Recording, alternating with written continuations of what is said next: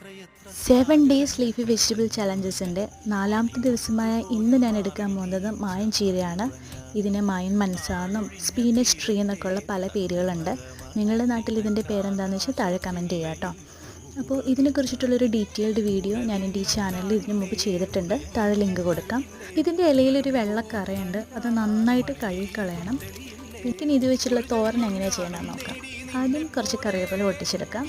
അതിനുശേഷം വേണ്ട ഇൻഗ്രീഡിയൻസ് എന്ന് പറയുന്നത് ചെറിയുള്ളി, വെളുത്തുള്ളി, മഞ്ഞൾപ്പൊടി, പച്ചമുളക്, ഉപ്പ്, ഇത്രയും സാധനങ്ങൾ മതി.